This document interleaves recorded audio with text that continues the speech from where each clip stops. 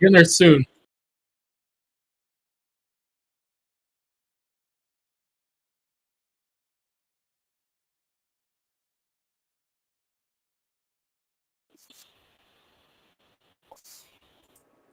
All right. Figuring our things back out here, I just realized I forgot my beer glass. Wondering if I need my beer glass for tonight because I'm drinking a strong ale. Normally, I like to pour out my ales if there's a lot of adjuncts to it, where I want to pour out the entire thing into a pint glass and make sure I got it. But a Belgian ale, you don't usually have a lot of adjunct flavors to it. You can really just crack it open and enjoy. So while it will probably taste better and smell better if I pour it out, we're just going to crack this baby boy open. Hellraiser from Brews Beers, 11%. Belgian strong ale. We're watching a little bit of a Nuggets Pelicans here. This is technically the Salt City Hoops live postcast. I forgot to announce that that's what we're doing here today. So cheers to Cocoon and Dennis. Thank you for being here. Cheers. I just cracked it open.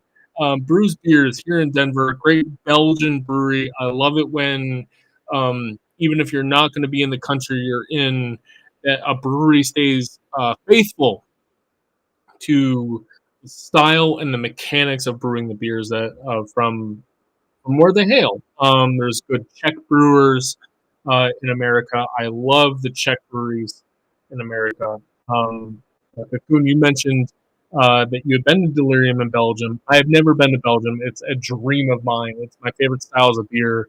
The old Abbey ales from the monasteries. Can't wait to go. This is Hellraiser, and they describe on the side of the can. Why is it called Hellraisers? The tradition of naming golden strong beers after the devil dates back to the end of World War I, when the first beer was named for the symbol in Belgium. As a nod to this tradition, we named it Hellraiser. Its aroma and flavors deliver bready malt, spicy hops, a touch of bitter, and orange peel and coriander. Hellraiser is a beer that truly lives up to his name. 11%. This is my third one tonight. Let's fucking go, man. Great jazz win. Let's bounce around the league. Let's have some fun. Welcome to the Salt City Hoops live postcast. First playback edition. Let's bring everyone in. Let's have a good time.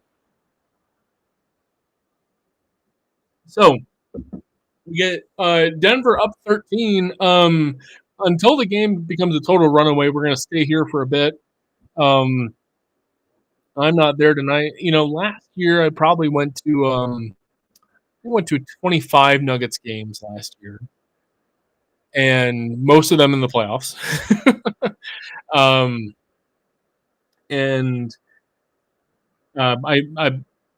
I loved going with my father-in-law to Nuggets games. We sat in accessible seating. He's kind of mobility limited, so they have great accessible seating at Ball Arena these days.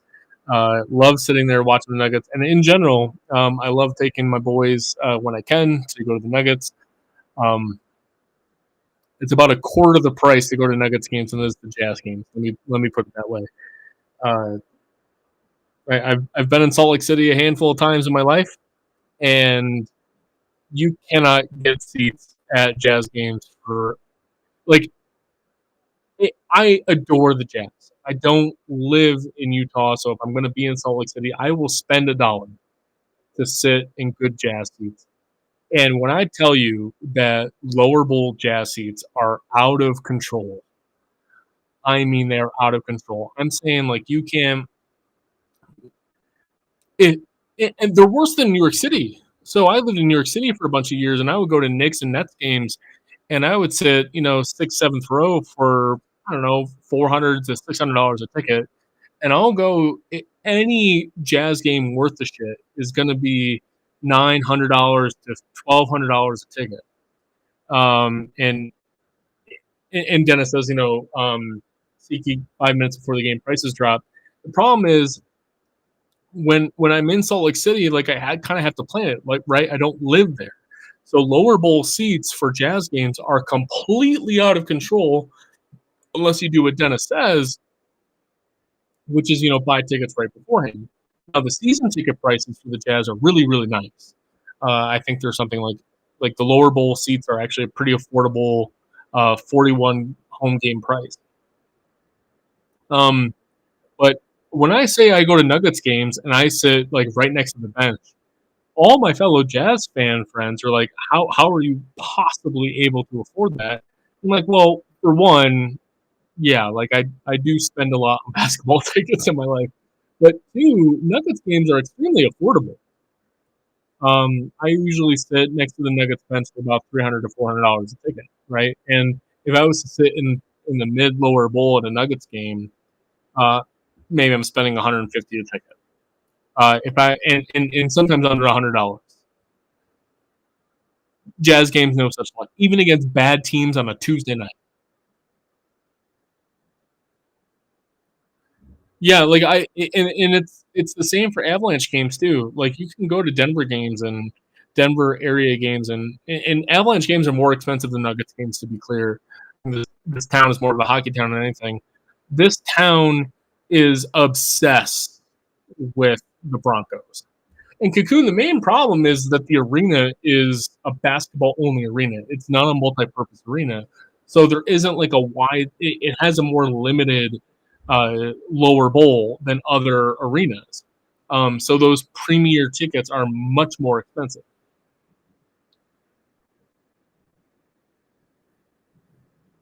But like, I'm willing to pay for great lower bowl seats, and I cannot get them.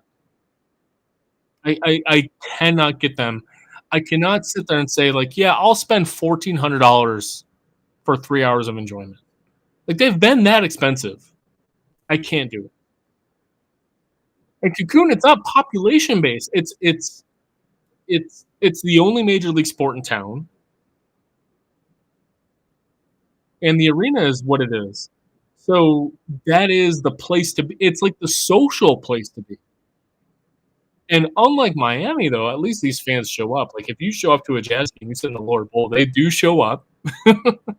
um, and Utah money is often old Mormon money or new tech money, which is people who love going to Jazz games and being there at the Jazz. So um, it's it's interesting because as a diehard Jazz fan with a little bit of a wallet, I would love to sit lower bowl like and talk to the players and all that kind of stuff, and I can't do it. And if you look at the season ticket prices for the Delta Center, the season ticket prices for the Jazz are super reasonable and in line with the rest of the league. The resale market is out of control.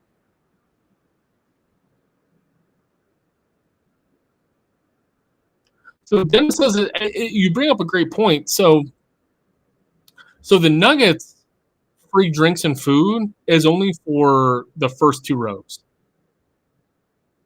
And if the first 12 rows are getting free drinks and food, I mean, again, basketball only arena, so the lower bowl is tighter. So it's probably the same amount of people. But if you want to sit like that close and you're getting all of that schmoozing, right? You're not paying for the free drinks and food. You're paying them money for the schmoozing. All right, they're doing the wave in Denver, so we're gonna jump into the podcast. I fucking hate the wave.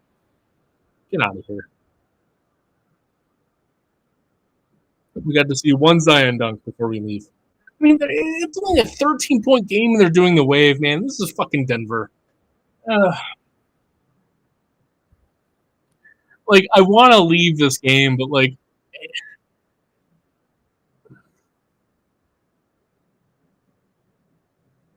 this is why Denver Nuggets tickets are cheap, right? Like nobody. So the playoff crowds were incredible. Nuggets fans deserve everything. Denver's a great sports city. They're in their seats at the tip. Like they're a good sports city. I, and when the Nuggets are bad, they actually do have good attendance. Like attendance isn't a problem. Caring about the team isn't a problem. Um, it's their give a shit level is there's very few diehards, right? You're limited to the DNVR folks. Um, yeah, Dennis says in Salt Lake City, it's a hobnobbing experience down there, and that's the problem, right? Like I, all I want to do is just watch basketball real close, and I'd spend five, $700, $800. I'd spend $800 for a good ticket, right? Um, and I can't do it. I cannot do it. I don't care about the food. I don't care about who I sit next to. Maybe sit next to the fucking Jesus Christ. I don't care. I just want to sit close, and I can't do that. Whereas in Denver, um, it's a different experience. Now you can sit Upper Bowl for a totally reasonable price, though. You can sit Upper Bowl for $40 to $60, but if you want to bring your family to a Jazz game, it's a $300 to $500 experience, even on the Upper Bowl. Food, parking, the whole thing. And there's pretty decent public transit to the game, but not incredible. A lot of Utah fans live in the outskirts of Utah. It takes them an hour to get to the game. Man, I don't live in Utah. No offense to me, man. I don't live there. I'm talking about someone who wants to go to games and they can't. Like I would probably buy like I don't know what the season ticket waitlist is, but I buy season tickets just for the profit margin. My God. And yeah, family sticks 300 easy in the nosebleeds. That's brutal, right? And Denver, not the case. So nose is the same thing in Denver. Cascades to the nosebleeds. I can buy $5 to $10 tickets for nosebleeds. I could bring my family to nosebleed tickets, so we'll spend $100. Yeah, Toronto also. I will say Toronto also has their own special problem with the Maple Leafs. I feel like the Maple Leafs and the Green Bay Packers have a pretty much a similarity there. All right, so we've been waiting long enough. I think we should dive into the actual postcast that we have. I want to make sure I got to pull up my YouTube feed as well to make sure we got people.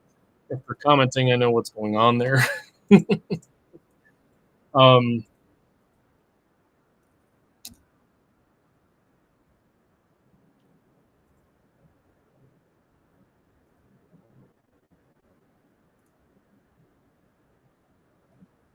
So we're going to switch chat now over to what we got going on. For if you've been tuning in the YouTube chat, I'm sorry, we've been watching Pelicans Nuggets for a little bit. We're going to switch over. I'm going to switch my screen over. Watch this. I can switch screens over to screen share.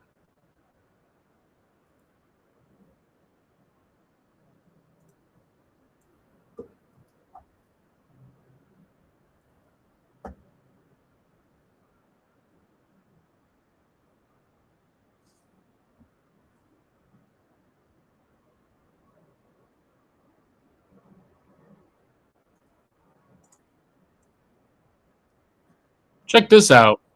This is wild. So I hope we're doing the right thing here. Let's do the screen share. Look at that. Okay. So Jazz Raptors, we have a game today. I hope I'm doing it right. Let me know in the chat if you're seeing the right thing or not. And I would love to talk about Jazz Raptors. Jazz win 145-113. Let me do my introduction just so I get my bearings under me. The Jazz are 520-20. They have a better record now. The Utah Jazz have a better record now than at 40 game than last year after 40 games. The Jazz lost their 40th game last year. They fell to 19-21. So if you're feeling all these good fuzzy feelings about the Jazz last year and how good that was, and marketing got most improved player, and we had Utah was in the middle of a losing streak, but you felt good about where the Jazz were headed. Like marketing was found gold, and Jordan Clarkson was starting and playing well, and Will Hardy was a first-time head coach, and he had a great vibe with the press, and he was saying all the right things. Well, tell you what, if I told you in November of this year, after the Jazz's slow start, that they would have a better record than last year's Jazz, you'd say, well, they must have really turned it around, and they sure as shit did. Cocoon says in the playback chat, if you told me the Jazz would have a better record than the Warriors in January of this year, he would laugh at me. Well, start fucking laughing, because the Jazz have a better record than the Warriors in January. I'm not trying to win a title this year, guys. I pretty much care about a limited number of things. I was going to say a specific number, but that would probably be wrong. I care about Lauri Markkanen's improvement. What is he? We finally saw 1 year of what Lauri Markkanen could be, but like, all right, this is the next year. You just played in FIBA. You had frankly, Lauri Markkanen struggled in FIBA as the focal point for Team Finland. He was pretty good, but I think we were expecting a lot more out of him. I was more impressed with Jordan Clarkson for the Philippines than Lauri. I care about what Will Hardy's going to do in year 2. Walker Kessler, second place rookie of the year last year. What is he going to do this year? John Collins, bring him in from Atlanta. He was a fringe all-star guy 3 years ago. What is he going to do in Utah? There's some additional talent being brought on here. Taylor Hendricks, 9th overall pick. What's he going to do? Keontae George, he might be kind of nice. Let's see what happens. We cared about like almost all of the wrong things because we started the year with weird lineups and testing a lot of lineups out, players out, formations out, trying out his own defense. Thank you, Eric and YouTube, for saying it looks good. Appreciate that it looks good. I know I got the Raptors box score up. Let me scroll down here a little bit to our current box score. Look at all those pluses. Holy shit. Love seeing Markkanen plus 19. We'll get into that in a minute. And I think I was frustrated at the beginning of the season for a number of reasons. One, it felt like the lineups that we were rolling out. Let me back up a minute.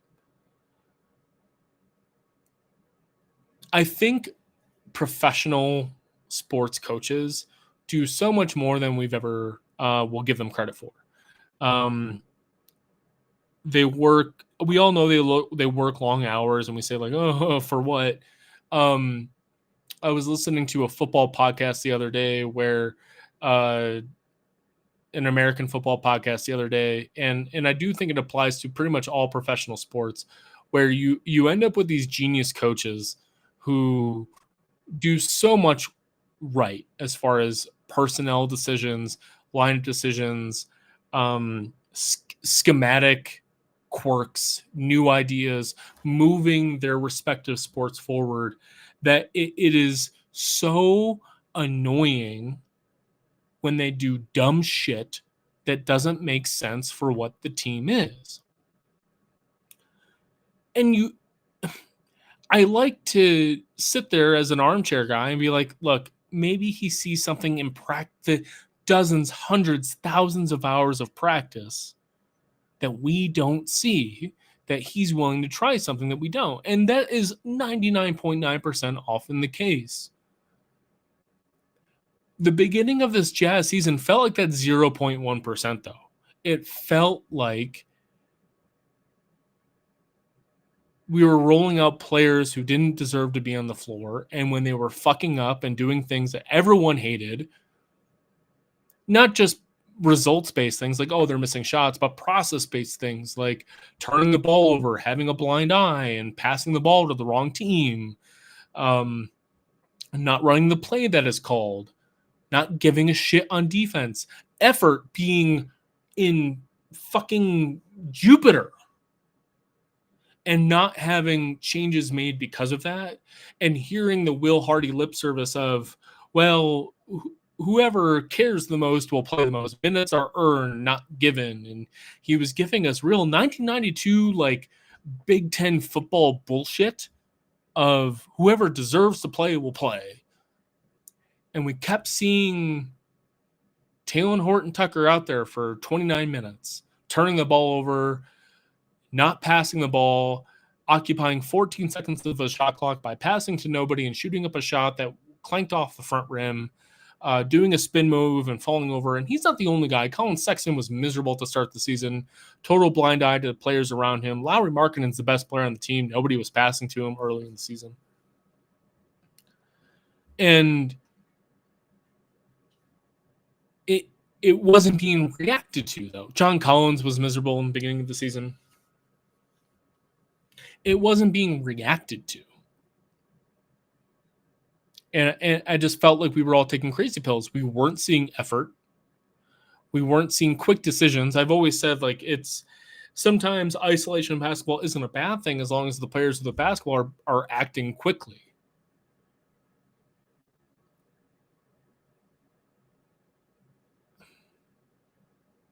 And at a certain point, things started to change when the zone defense started to gel together a little bit. Walker Kessler still wasn't starting, but we saw him playing better off the bench in some of these zone lineups, and everything started to gel together a little bit. And the improvement we've seen is a combination of a couple things. One is adherence to what Will Hardy was saying, if I go in reverse order, that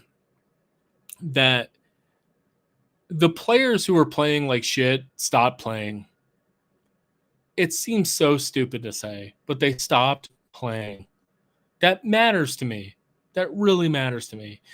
It's not a results-based thing. Like if Jordan Clarkson has 8 bad games in a row, if his process is good, I don't really have a problem with it.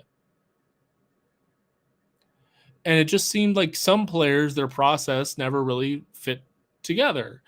And all of a sudden, Will Hardy started alternating whether Jordan Clarkson was finishing games or not, whether John Collins was finishing games or not,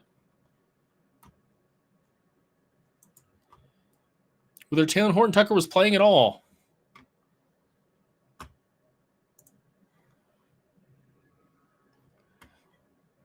And that really mattered to how this game was going to get, how the season has turned around.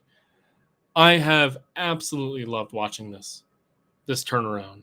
And Markkanen has been his good soldier this entire way through. His stats are identical, if not a little bit better than last year. And he is the guy there targeting him. He has 22 points, 9 rebounds tonight. I've talked a little bit too much about, I think, the esoteric vibes of the season. You can really boil it down to that Taylor Horton Tucker stopped playing.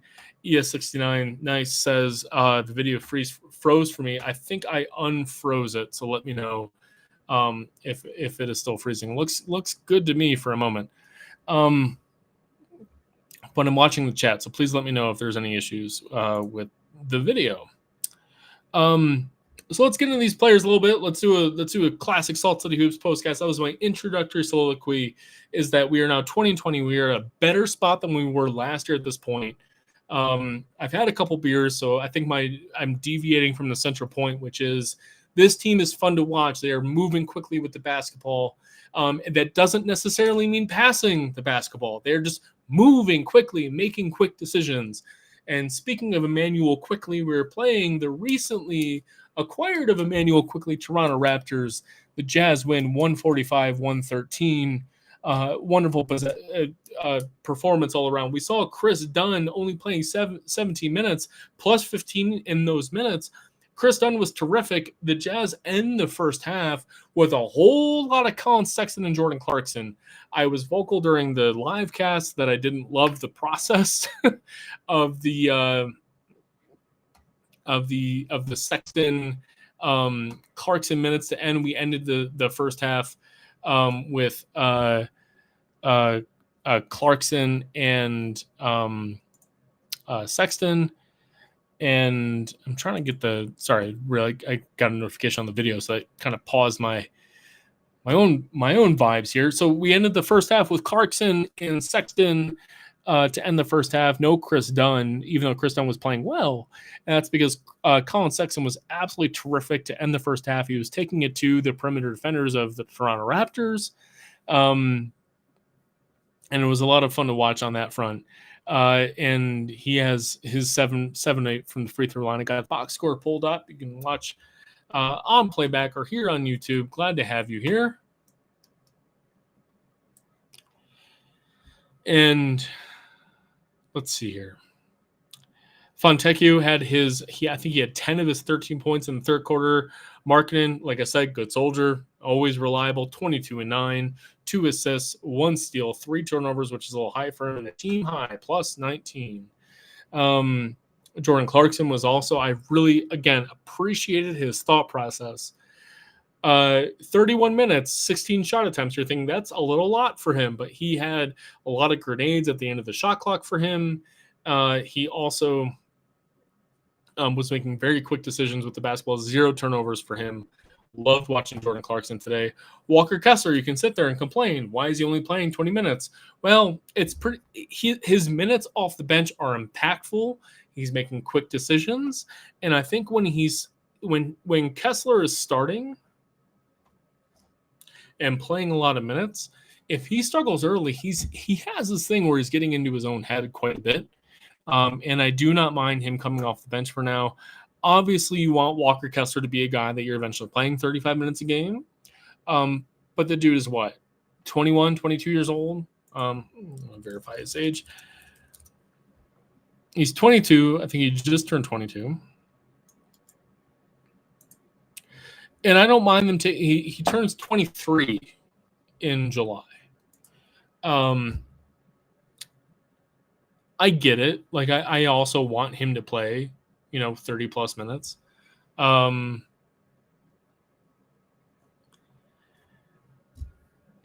John Collins is a little bit of a strike. If I scroll up to how is he tonight as far as his stats are concerned?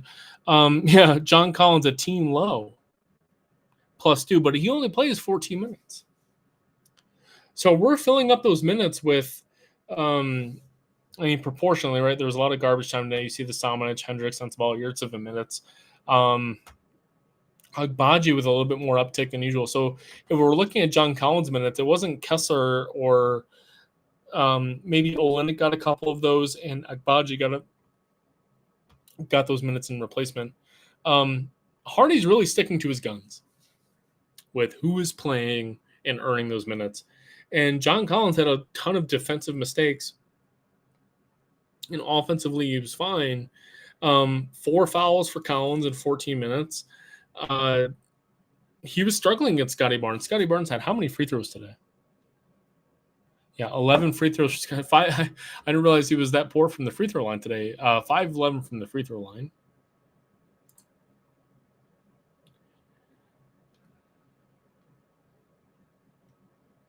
Let's see here.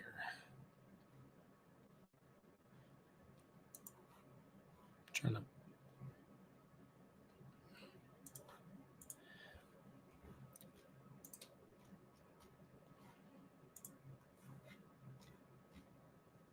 And if you're there chatting in the playbook chat or playback chat, let me know, because I'm not seeing any chats coming in from playback. So I want to make sure if you're there, I'm seeing it if you want to. I'm happy to take people to the stage and chat about that if you want.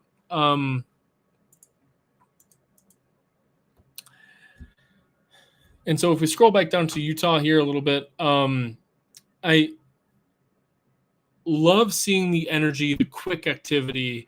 That was really what was the hallmark of the game today. We saw the quick defense. I really love seeing that.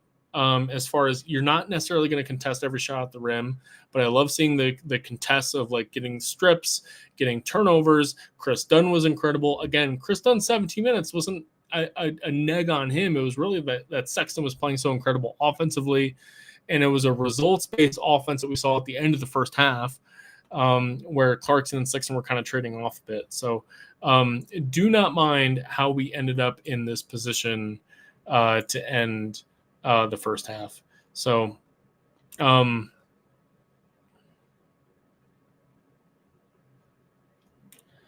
So ES69 says team 3-point percentage was good. Jazz will need that in the Lakers game too. The Jazz have an interesting schedule coming up. I talked about this the other night. With the Jazz schedule, they got the Lakers tomorrow night, also at 7:30. I'm loving these 7:30 starts personally. I got 3 kids, man. They're 4 years old, 2 years old, and 7 months old. I put them to bed at 7 o'clock, and sometimes it's nice to take a couple sips of beer before I go live and watch this Jazz game. So I personally love a good 7:30 start. So I know they just recently played the Lakers. The Raptors. So the Lakers had their own run-in with the Raptors, and Scotty Barnes got his free throws, but he couldn't convert them. He went 5-11 tonight. Dennis, thank you for joining, man. Great to have you. Love having you in talking about the Jazz. Thanks for tuning in for the first ever playback YouTube combo postcast here, trying to figure out exactly what it looks like here. Keontae George got nothing really to write home about. I mean, he had a couple great shots. He drew a foul on Thaddeus Young to draw a couple free throws, but he missed all of his threes. I just don't care about Keontae George's shooting. He's going to figure that out. He had 6 assists, 3 turnovers. He's kind of playing as a very adequate rookie backup point guard at this point. I think that starting experience really helped him. We'll see how he turns out to be. He's kind of fitting in exactly kind of how we thought he would. He's making great reads in traditional pick and roll decisions. His passing is very deferring. If he's out there with Markkanen and Clarkson, he's making good decisions as far as all right, who is my alpha scorer here on the floor? Let's get a situation where they can get the ball. He has very advanced passing skills where he does good almost wraparound passes or even just lob passes. He had a great pass to Kessler for a dunk. That was a very difficult pass to make. But the only thing you can write home about is all right, so he's making these great bounce passes or over passes. They're very good and very advanced. And he's got great basketball IQ for those. That portends well for his future, and he's going to be a very good point guard. I really did not expect to see this out of a guy who was a scorer first guy out of Baylor. I think we really got to temper our expectations for what he can do in 2024, right? In order to reach that next level of passing, and there's a lot of levels of passing to go, not only does he have to be a much more threatening outside shooter, which right now I think teams are kind of figuring out, he's got a shooting form and he can make a bucket or 3, but he's not dominant in that way. Nor does he have the burst where he's getting to the rim and dunking on people all the time. He's got lift, he's got athleticism, but he's not figuring out when to really utilize his first step. The next stage of passing for him is passing with advantage. And right now, he's doing these basic, you can't call them basic. A lot of times, a ball handler off of a screen doesn't know how to make a tricky pass. So they end up taking the switch, or they end up taking the double team, or they end up taking whatever the defense gives them and moves the ball around. And you end up doing a better player to something more interesting with the basketball. Keontae George is very much able to make a difficult pass off of a screen. That's really valuable. He knows when these players are going to be open, and on top of that timing, the pass to Kessler in the paint that we saw for the dunk, he also has good passing angles. He knows how to pass from the side. He knows how to pass off of 1 foot. He knows how to pass over the top. He knows how to deliver accurate, fast, aggressive bounce passes. That's really helpful to play 15 years of backup point guard in the NBA. You will absolutely play. I already know Keontae George is going to play 15 years in the NBA just based off of that basic passing ability alone.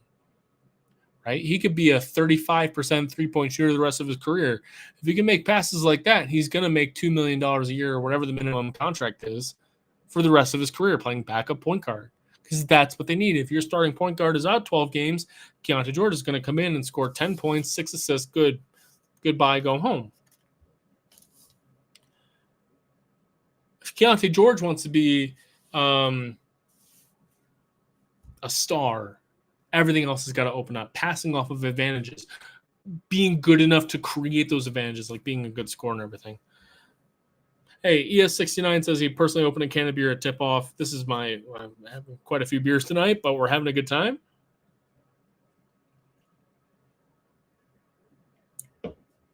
Looking at the Jazz box score, we see Olynyk playing well, almost.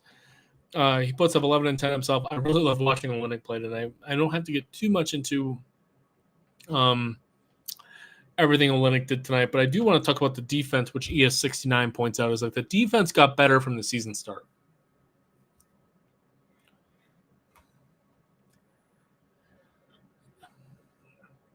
A recurring theme throughout this little surge is that the zone defense that Will Hardy was adamant about playing early in the season is paying dividends right now. Utah fans were rightfully upset that, all right, like if you're going to be a poor defending team, playing a zone defense or a box and one or some sort of 3-2, 2-3 hybrid zone defense, like that's a way to create variance and get your players to think a little bit more, think differently in the NBA context, because there is defensive 3 seconds in the NBA versus college, which is why you can get away with it, like Jim Boeheim at Syracuse. And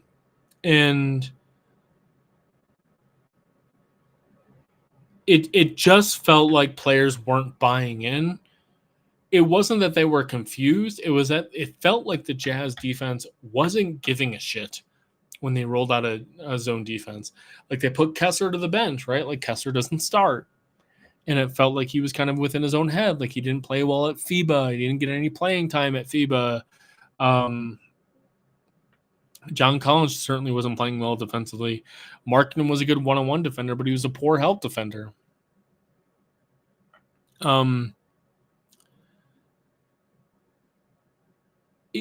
It's wild right now watching players that we say are poor defenders have incredible basketball IQ defensively.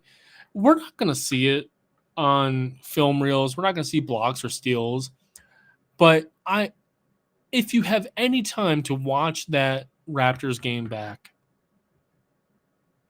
seeing players like Jordan Clarkson execute a zone switch without even thinking, my mind was blown.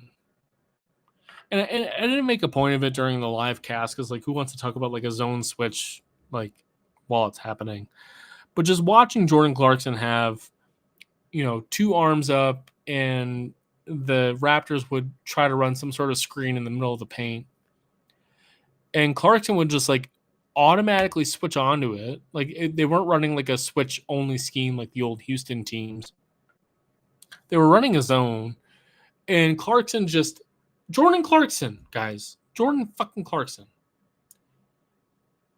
is just seamlessly executing the switch where he is now taking the ball handler and he's playing great defense. And this happened multiple times. The Jazz zone is working really, really well. I haven't even pulled up the cleaning the glass stats. Let's pull those up. Let's have some fun with those.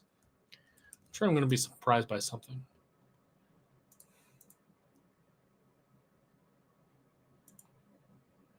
And I've just been wildly impressed with the Jazz zone defenses when they roll them out.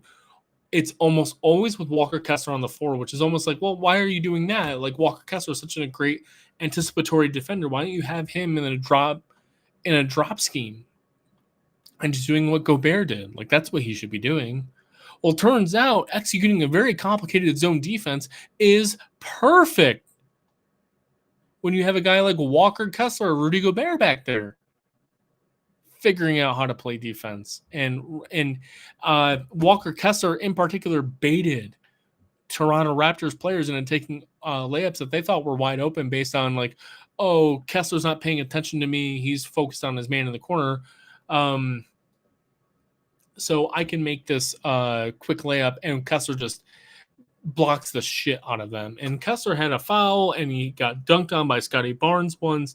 But his zone reads as the anchor man in the paint in these zone concepts were outstanding. And zone defense was outlawed in the NBA for a reason. For a while, like these guys like Bill Russell and Wilt Chamberlain were patrolling the paint and they couldn't do anything about it. So you implement a wider paint, you implement defensive 3 seconds. Like zone wasn't out. I think zone. My basketball history is going to be fucked up, so I'm not going to talk about it in that context. But they did widen the lane and they introduced defensive 3 seconds for a reason. But players as good as Rudy Gobert and Walker Kessler may be able to transcend those rules. And I think that was a big deal tonight with how the Jazz were able to play. So that's what I have to say about the Jazz defense tonight. I think they'll keep it going. I'm going to show the cleaning the glass stats here. The 4 factors. I didn't realize the offensive rebounding percentage for the Jazz was as amazing as it was. Meantime, I'm going to take a quick bathroom break, and then we'll bounce around the league real quick, talk about some stats, and say goodnight. Grab a beer. Join me for Salt City Hoops live postcast. I may talk about some of the other advanced stats that I see here on cleaning the glass. I'm sharing here now the 4 factors for the Jazz, and hopefully you watching on YouTube or playback, stay here. Going to take a quick break, and we'll be back here in 30 seconds to talk about the rest of the NBA.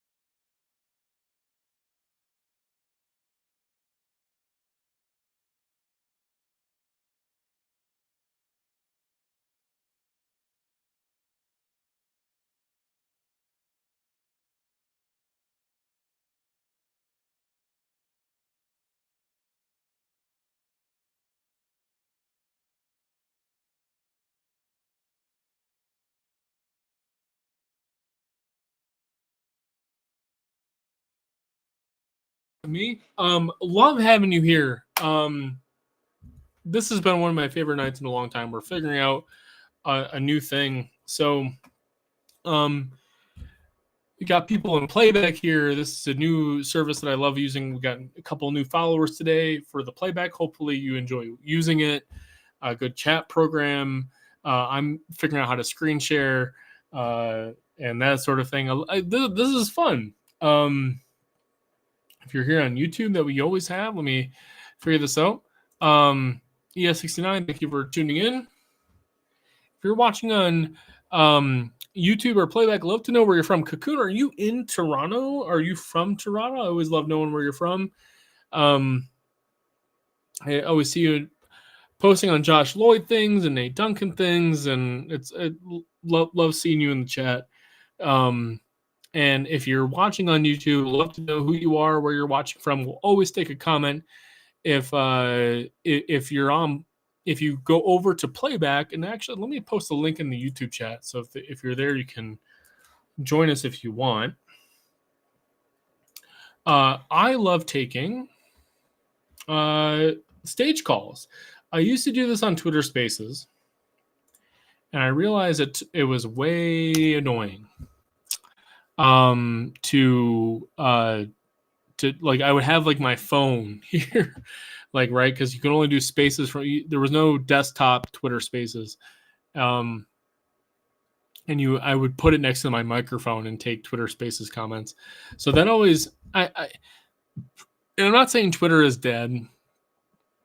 I might pull up Twitter again soon to do it, but I like the playback format because anybody can join. Anybody can join the stage, and most people can watch the broadcast that I'm doing. And if they can't watch the broadcast that I'm doing, I can at least share my screen. Like we're doing a postcast right now, and I'm sharing box scores and things like that. So if you're on YouTube, love to know where you're coming from, and so we can spread the word around. So this is Jazz Raptors advanced stats. I want to leave you hear this while I left away. I did not realize that the Jazz rebounded so many offensive rebounds as they did.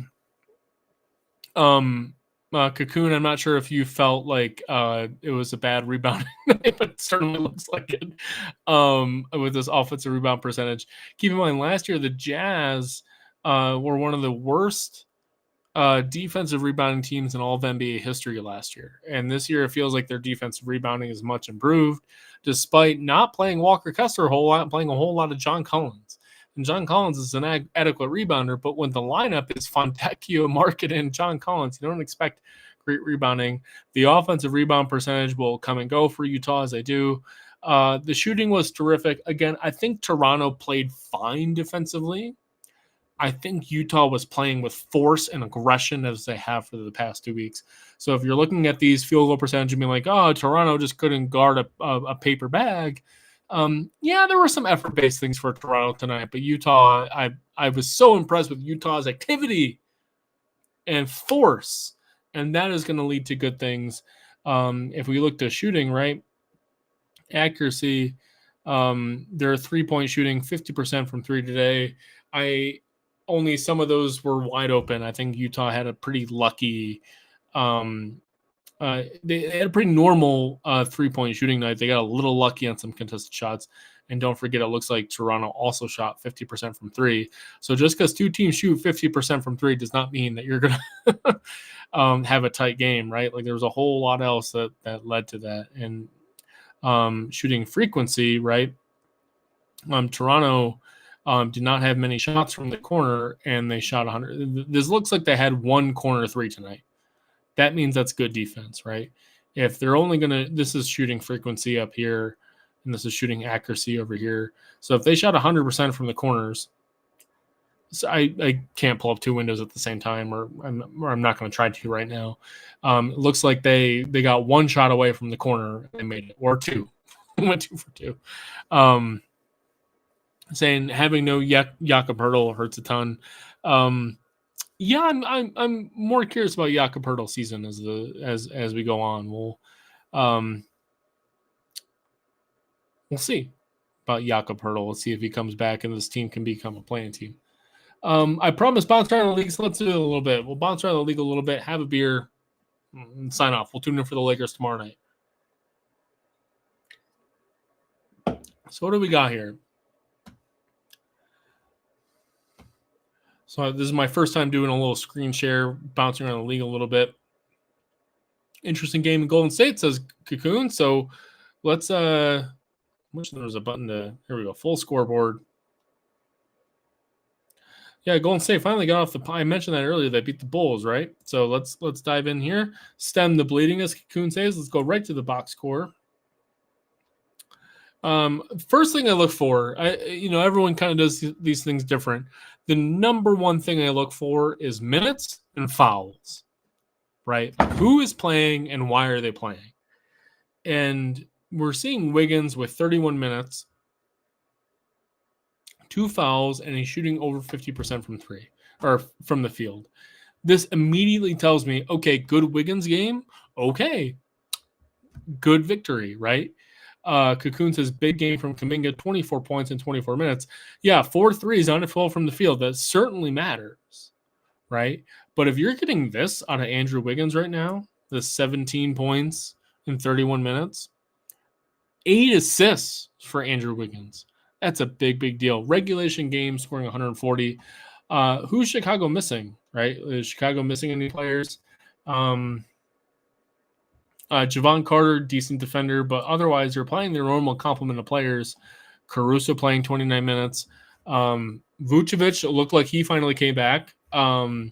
He's scoring 39 points for DeRozan. Just a terrific 50-21 is absolutely absurd for him.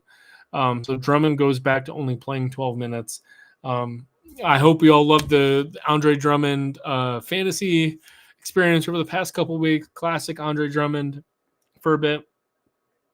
Patrick Williams, this guy manages to play 29 minutes. He puts up 7 assists, but like, is Patrick Williams a thing or not? But interesting game. I wish I caught more of this. Interesting to see DeRozan and Levine playing a bunch of minutes, scoring a bunch of points. Kobe White, 5 of 7 from 3. But this team could not miss from 3. This is a big game. The misses from 3 came from Dalen Terry, who doesn't shoot threes. Alex Caruso, 33%. That's fine. But 40% from DeRozan, 40% for Vucevic, and Levine and White going 9 of 15. That's a great 3-point. Yeah, I would assume I'm going 2 for 3. So Cocoon, you might appreciate this. I'm in a 30-team dynasty league, real contracts. I've had Kobe White since his rookie year, and just really haven't found like a good trade partner for Kobe White.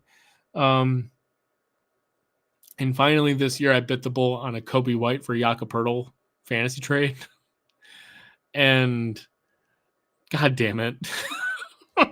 Kobe White finally turns into an incredible player after 4 years of just being like, oh, you'll be an okay 6-man gunner type.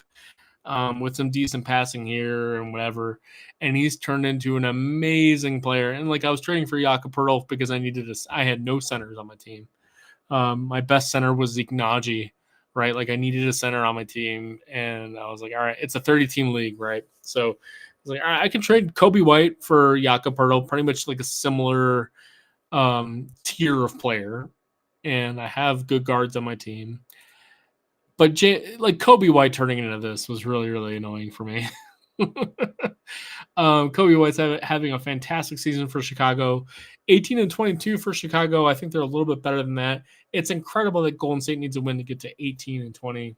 I care way more about what Wiggins is doing on a night-to-night basis than anybody else. Jackson Davis still doing his thing. Podziemski only playing 27 minutes. He has a poor game. Probably means a little bit to do with that 3 fouls could have affected that. This dude needs to be playing. Corey Joseph playing 13 minutes is not a good omen for anybody. Probably should be out of the league at this point.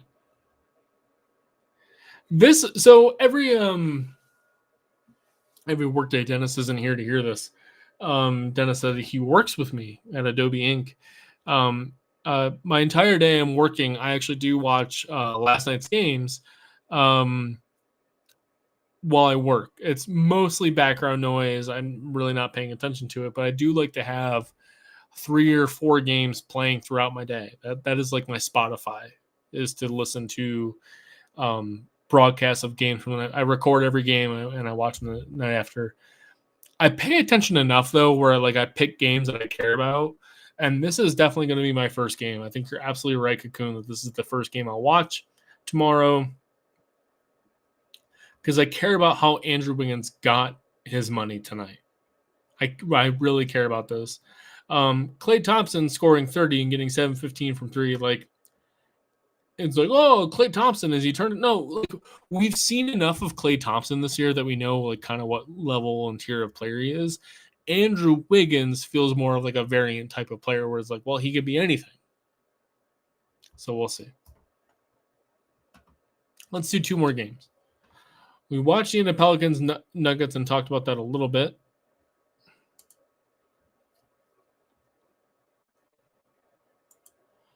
So let's pick a different one.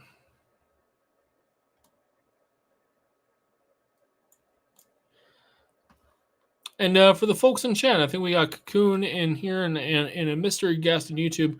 What do you think about this format? Is this fun to kind of bounce around a little bit? Do you like the playback format? Is this pretty cool? Like I said, this is the first time we're doing this, so.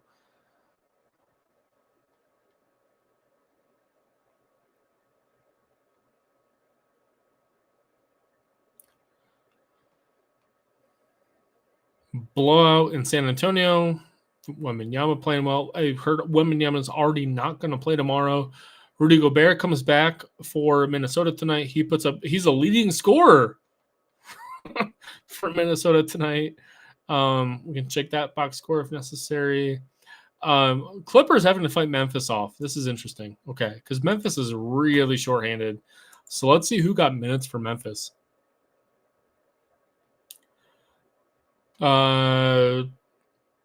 Interesting minutes lineup for. So I'm only seeing 29 minutes out of Kawhi Leonard. Is this because of box score funkiness, or let's blow this up big time? Memphis had a big storm back in the fourth quarter. Okay, so Kawhi Leonard didn't play in the fourth quarter for a reason. So I'm bouncing around here. Sorry. Yeah, if Amir Coffey is getting 26 minutes, Russell Westbrook only getting 16. So less interesting game than the box score pretends. Grizzlies trying to fight, man. 14-24. Jaren Jackson Jr. is going to get shut down eventually. Like this is just they're going to rest him. It's going to be bullshit. You know, Xavier Tillman's going to be the best man on the team. We were all interested in what Xavier Tillman does with the shorthanded Memphis Grizzlies. He puts up a great line tonight.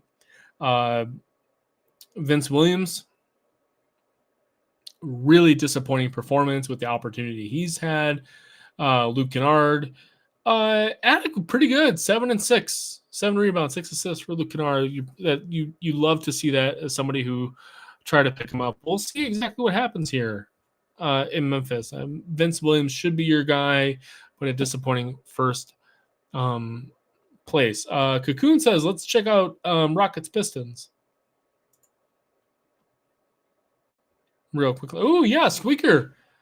A real squeaker here.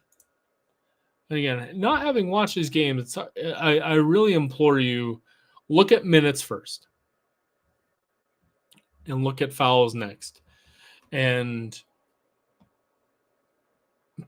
because without watching the game, it's really tough to make any conclusions. But by the way, Kevin Knox, 35 minutes.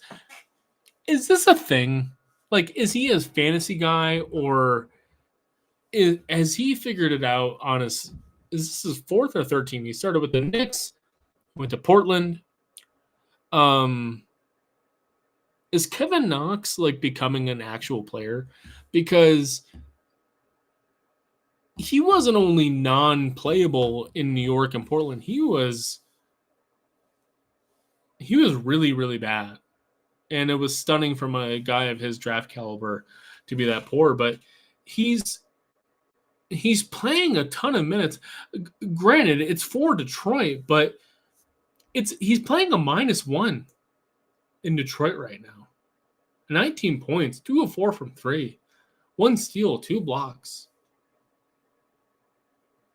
He was like the F- version of Landry Fields at one point in New York. And he's actually playing pretty decently. So, curious what's going to happen with Kevin Knox. I really hate seeing first round picks wash out. Like I like seeing good basketball. You want to see good athletic players really figure it out and play well. Like even like a James Wiseman or a Marvin Bagley type. I wonder why I'm thinking of those players right now. I don't want to see them out of the league. Like I just want to see them contribute and bring us fans their athletic gifts, even if they're not going to be the star players that their draft pedigree suggests. Like, just stick around the league and do you. So Kevin Knox playing 35 minutes, and Isaiah Stewart's back. I don't know if this is his first game back or what. I saw a comment today that says you can always reliably bet on a Jalen Duren double-double, and here he is with 15 and 8. Probably made somebody sad tonight.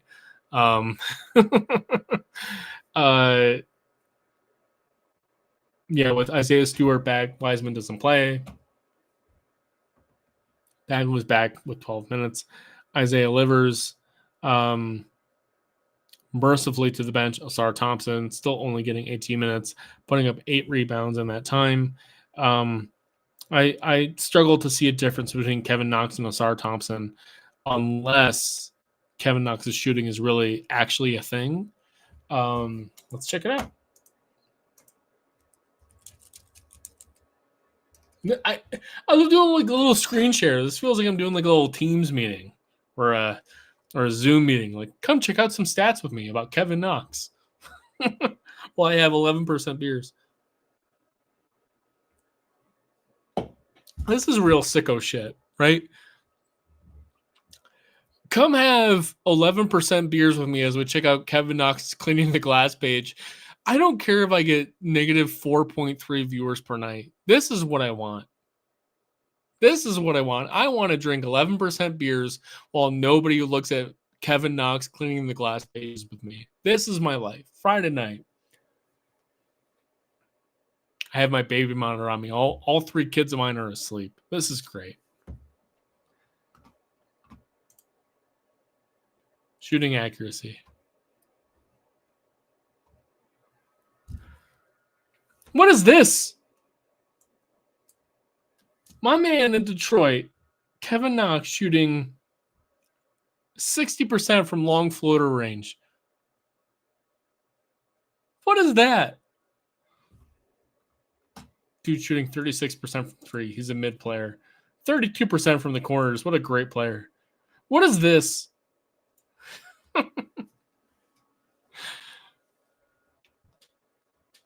Cocoon, I feel like I should post a tweet or a Discord chat or something and being like, we're doing a deep dive on Kevin Knox. We're 3 beers in, which means in my world we're like 8 normal beers in. Come join. I feel like I should do that.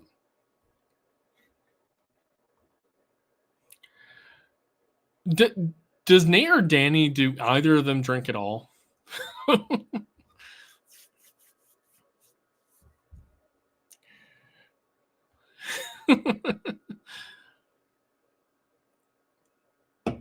So I love how we're bouncing around the league, and like you just look at box scores, and without knowing what's happening, you're looking at Kevin Knox going 7-9 from the field is one thing, but like this 2 of 4 from three, you're like, what is happening to Kevin Knox?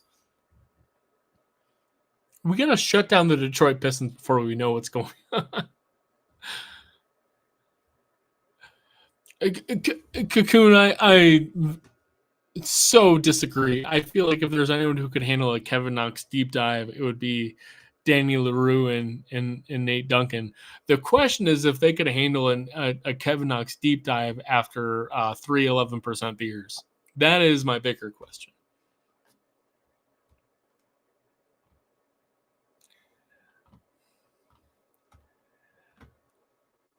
So Rockets get a quick win over the Pistons. They had to come back in the fourth quarter with that 5-point advantage in the fourth quarter to come back. We see Fred VanVleet with 43 minutes. Aaron Holiday only getting 3 minutes. I saw the Rockets here in Denver, and it's pretty. Ime Udoka is doing a great thing, keeping Jalen Green out of the point guard role. I'm not sure he can even do that at all in a baseline context. And the Rockets were in such a poor position the past 2 years to even try to give him the ball to do that. So having VanVleet really helps. I don't think you should treat VanVleet as like teaching Jalen Green the point guard position. I don't think Jalen Green's a point guard. You watch him out there; he's a tall, lanky, like almost like a pseudo wing. Like he's 6'5". I really think he's going to be a turbocharged Alec Burks at the end of the day. Great career for Jalen Green at the end of the day. Don't think he's a point guard. So we end up having to play, Jalen Green. VanVleet 43 minutes. And you hope Amen Thompson can kind of pick up sort of that slack. But Amen Thompson's a rookie and Jalen Green sucks at point guard stuff. So you're really struggling with like point guard things. And Houston kind of sneaks away a win here. They're 19-18 though in the playoff race for sure. Want to do one more? Let's do one more.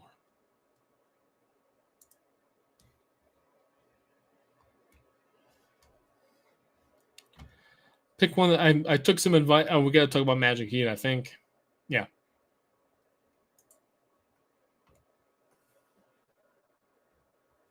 So I saw one tweet that I want to look at.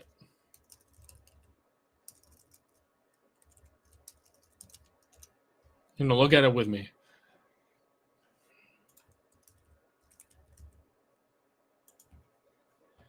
Nikias tweeted out something about Jalen Suggs and Bam Adebayo, and I want to see what it is.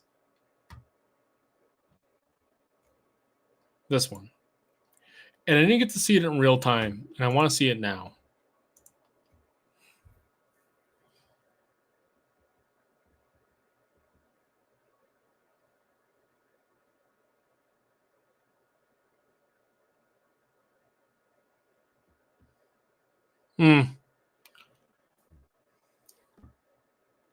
First of all,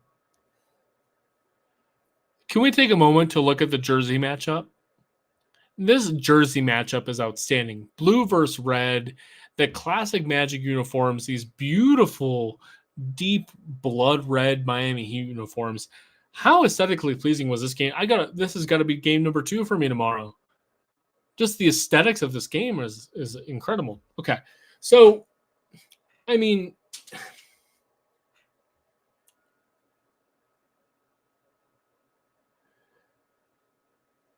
I think people are probably going to overrate a little bit the beginning of the possession where Suggs pushes Adebayo out of the paint a little bit. I think Adebayo kind of like lost possession without Suggs' input.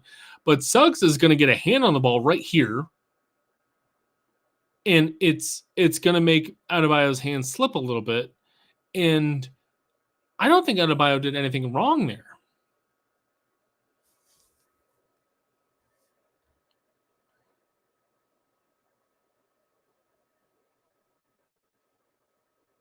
Yeah, I in some credit. Who is that's Anthony Black, right? Number 0. So Black does a great job here of making Adebayo think about things because Adebayo is going to collect, and as soon as he turns, Black is right there, and Adebayo has to think about it, and he can't get the ball to the corner to Josh Richardson because Suggs is all over his fucking face. And I don't think this has anything to do with Adebayo. This is great defense. And look at Paolo in the corner. Paolo's about to cover that. Wow, this is great defense. I love this.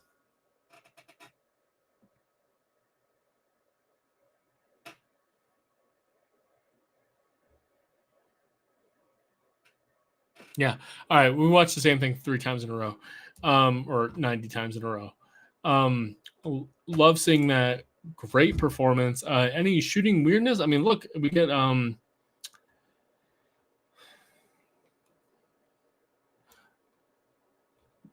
Boncaro, you would hope shoots better than 1 for 7, but you get KK shooting 4 for 8. Like, that kind of balances out. Ingles 4 for 8. You expect that. I mean, it kind of balances out the traveling Queen 0 for 1 and Cole Anthony 0 for 2. Like, 30% seems kind of normal for them. Fultz, yeah, I mean, Fultz coming back from ever since Fultz has come back from injury, it seems like he still hasn't figured out his kind of role with everything. I'm more concerned with Jalen Suggs, though, because he should be able to take over this game, and he just has not. Still got Batadze starting at center. I mean, I get it. I just don't see why Mo Wagner isn't starting. You gotta love the Heat with, like, we don't have a real rotation, but we're still only going to play 8 players. Love that Heat culture.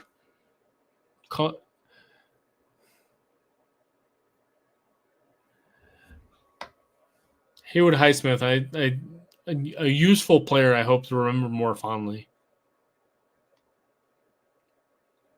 I mean, he finds a way because Duncan Robinson has figured out his shit, right? Like, when you can turn Duncan Robinson from a 0 where he was to like a guy you can play 41 minutes and run your offense through and get 3 assists and go 4 of 10 from 3 and 19 field goal attempts from Duncan Robinson, that I don't know what that is, but that has equal parts to do with Duncan Robinson figuring his own shit out. And I give a lot of credit to Duncan Robinson on that. I give Spo a ton of credit for Jaquez being useful. Like Jaquez being immediately as useful as he is, and the shoe-in for third place rookie of the year. What the fuck, man? Like, that also should be equally Spo, equally Jaquez. Spo getting this guy to play 37 minutes as a starter, score 19 points, 7 rebounds. And Jovic, I think, would be a DNP CD on 23 teams. And he's starting, playing 25 minutes. Jovic isn't ready for the NBA. He just is not. He still isn't. He was a great draft pick. We saw what he could do in I think it was Croatia coming over. He's not ready. He's playing 25 minutes. Interesting. Highsmith is the only guy that I'm like, that guy's. You watch Haywood Highsmith and you're like, that guy's bad at basketball. So it'll be interesting to see that. Getting useful minutes out of Love. I just feel like there's instead of Haywood Highsmith for 32 minutes, there's probably like 20 minutes of Highsmith and like 10 minutes of Thomas Bryant.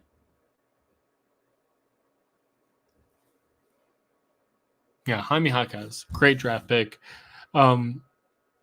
Jaquez is never going to make an all-star team, but he's going to play 29 years in the NBA, and that's awfully cool. I mean, he might make an all-star. Yeah, you're right. He might. Like, he's already pretty good, but it's like I see him as an Anton Jamison tier of player. Did Jamison make an all-star team? He must have.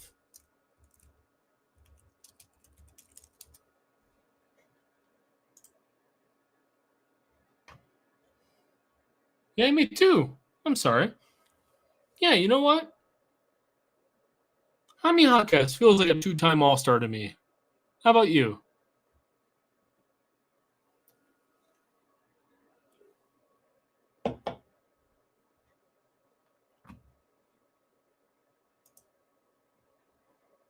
So I feel like Jaime Jaquez is that tier of player. I feel like this is a game the Magic should have won. On the road, but like you're down the street in Orlando or in Miami from Orlando. That's all I got, man. I've liked this vibe tonight. I hope Cocoon, I think you're the last man standing. I love having you around, man. You're this has been a lot of fun. We've had a lot of folks pop in and out though, which has been a lot of fun. And some of our Twitter Spaces conversations have had like upwards of 100 people tuning in. But the Twitter vibe is totally dead, and I'm hoping to translate that into this playback session where people can kind of quickly come in and out and like yourself, if they can't tune into the game, they at least appreciate like the live radio conversation, drop a chat, whatever. This is cool to me. This has been a lot of fun. So we'll do this again tomorrow night.